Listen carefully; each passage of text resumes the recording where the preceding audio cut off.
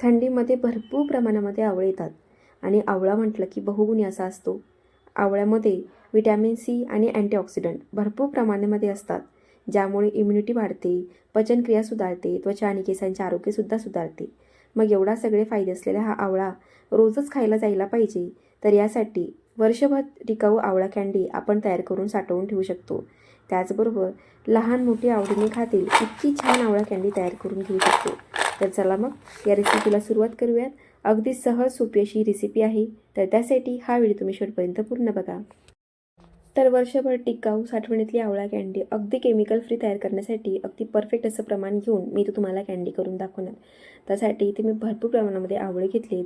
अगदी छान ताजे असे आवळी तर आहेत आणि वजनाने जर मोजली तर ही आवळी 500 ग्रॅम म्हणजे अर्धा किलो एवढे आहेत.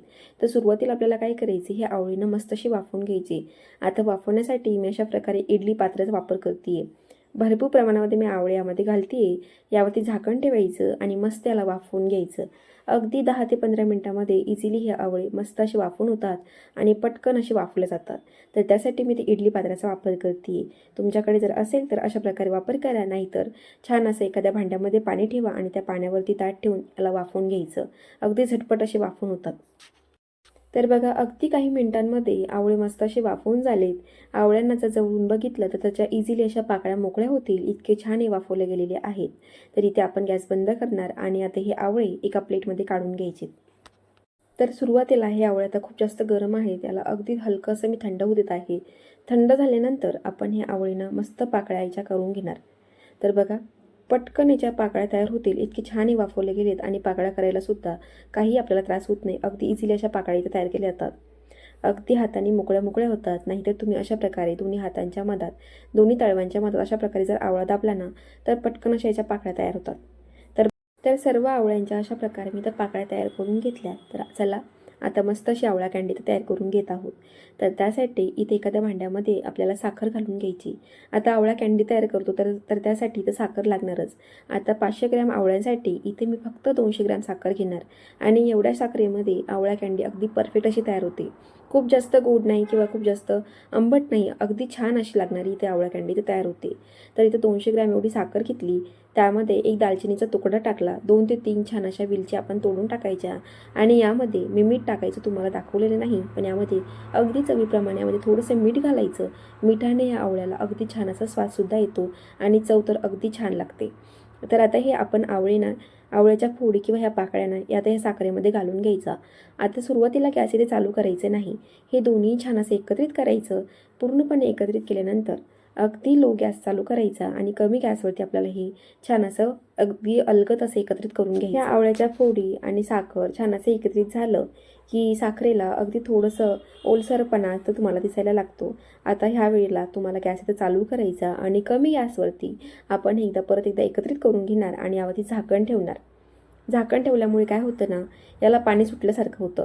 म्हणजे यामध्ये आपल्याला अजिबात पाणी घालायचं नाही. ह्या आवळ्याच्या फोडीमध्ये पाणी ऑलरेडी आहेतच. तर ह्या पाण्यांमध्येच ह्या आवळ्याच्या कँडी तर मस्त अशा तयार होतात. तर बघा अगदी 1 ते 2 वेळेस मी झाकण ठेवून बघा अगदी छान असं पाणी सुटलेलं आहे, म्हणजे असा पाक तयार होतोय. आणि ह्या पाकामध्येच आपल्याला ह्या आवळ्याच्या फोडी तर शिजवून घ्यायच्या. यामध्ये व्यतिरिक्त पाणी टाकायची अजिबात गरज पडत नाही. अगदी इझी अशी ही प्रोसेस आहे आणि झटपट असा आवळा कँडी तर तयार होते. तर यामध्ये घातलेली साखर बघा पूर्णपणे वितळली गेलेली आहे आणि याचा मस्त असा पाक तयार होतोय. म्हणजे आवळ्यामध्ये भरपूर प्रमाणामध्ये पाणी असतं, तर ह्याच पाण्यामध्ये साखरेचा मस्त असा पाक तयार होतोय. आणि ह्या पाकामध्ये आवळे आपल्याला मस्त शिजवून घ्यायचेत.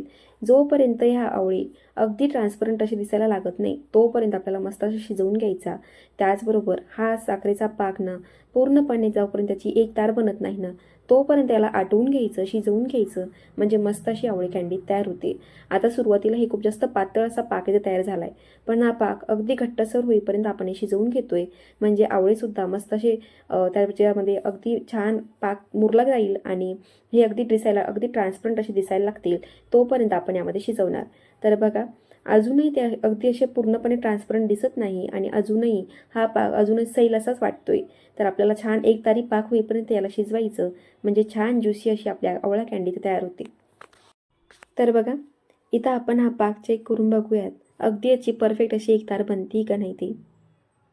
तर बघा अगदी जवळपास हा 1 तार झाला आहे, पण पूर्णपणे 1 तार झालेला नसून मी याला अजून 1 ते 2 मिनिट याला छान असं शिजवून घेणार. म्हणजे परफेक्ट आपला इथं पाक तयार होतोय आणि ह्या पाकामध्ये आवळे मस्त असे शिजल्यासुद्धा जातात. आता इथे आपण बघू शकतो की पाक थोडासा मला घट्ट असं दिसत आहे आणि आवळा कँडीसुद्धा अगदी ज्युसी म्हणजे आजपर्यंत ह्या ट्रान्सपरंट दिसत आहेत. इतक्या छान शिजल्या गेलेल्या आहेत. तर आता आपल्या ह्या आवळा कँडी परफेक्ट असे रेडी होणार. तर त्यासाठी आपण इथे गॅस बंद करणार आहोत आणि आता ह्या गरम पाकामध्ये ही आवळा कँडी आपण पाक जोपर्यंत थंड होत नाही तोपर्यंत अशाच मुरू देणार. थोडंसं पाक जोपर्यंत थंड किंवा कोमट होत नाही ना तोपर्यंत त्याला असंच ठेवायचं. म्हणजे ह्या आवळा कँडीमध्ये भरपूर प्रमाणामध्ये पाक मुरला जातो आणि ह्या आवळा मस्त अशा तयार होतात. तर बघा इथे आता आपण थंड करून घेतलेला आहे आणि आता हे कोमट असं आलंय. अगदी हाताने आपण हे भांडं पकडू शकतो इतकं थंड आपण इथं करून घेतले. तर आता काय करायचं, एखादी गाळणीमध्ये आपण हे आवळे ना अशा प्रकारे काढून घ्यायचे. म्हणजे काय होतं ना, यामध्ये असलेला जो शिल्लकचा पाक आहे तो खाली निघून जातो आणि वरच्यावर आपल्याला अशा प्रकारे आवळा कँडी इथं भेटतात. तर बघा हा पाकसुद्धा बघू शकता अगदी घट्ट असा दिसतंय. सुरुवातीला पाहता आता अगदी थोडासा इथं पाक तयार झालाय. तर आता आपल्याला ह्या आवळ्या कँडी मस्त अशा वाळवून घ्यायच्या. तर त्यासाठी अशा प्रकारे एखादा ट्रे घ्यायचा, ट्रेवरती पेपर टाकायचा, पेपरवरती मग कपडा टाकायचा. म्हणजे डायरेक्टली ताटाला आपण या आवळ्या कँडी तर ठेवणार नाहीत, कारण आवळ्यामध्ये भरपूर प्रमाणामध्ये आंबटपणा असतो आणि त्याने ताटाला अजून आंबटपणा वाढतो. त्यामुळे अशा प्रकारे कपड्यावरती त्याला आथरून घ्यायचे. आता काय करायचं, एक एक एक आपण या कपड्यावरती याला ठेवून घेतलंय आणि घरामध्ये याला 2 दिवस मस्त असं सुकवायचं. म्हणजे ते अगदीच काळपट पडत नाही आणि याचा कलर अगदी पांढरा शुभ्र असा राहतो. त्यानंतर त्याला उन्हामध्ये तुम्ही 1 ते 2 दिवस सुकवून घ्यायचं. म्हणजे पटकन अशा वाळल्या जातात. आता काय करायचं, राहिला जो पाक आहे ना तो पाक अशा प्रकारे एखाद्या काचेच्या बॉटलमध्ये त्याला स्टोअर करून घेऊ शकता. हा पाक तुम्ही थंड झाला ना, पूर्णपणे आळून आला की तो ॲज अ जाम म्हणून तुम्ही चपातीवरती लावून सुद्धा खाऊ शकता. किंवा हा पाक तुम्ही एखाद्या थंड ग्लासच्या ज्या पाण्यामध्ये घ्यायचं आणि तो घालून घ्यायचा. त्यामध्ये थोडंसं सैंधव मीठ म्हणा किंवा काळं मीठ घालायचं आणि तो ॲज अ तुम्ही सरबत म्हणून जरी पिलं ना तरीही छान आणि भरपूर फायदेशीर. तर बघा अगदी 2 दिवसानंतर मी मस्त असे त्याला वाळवून घेतलेत ह्या आवळ्या कँडी आणि बघा अगदी कडकड अशा वाळल्या गेलेल्या आहेत. म्हणजे त्याचा आवाज येईल इथपर्यंत त्याला वाळवून घेतले.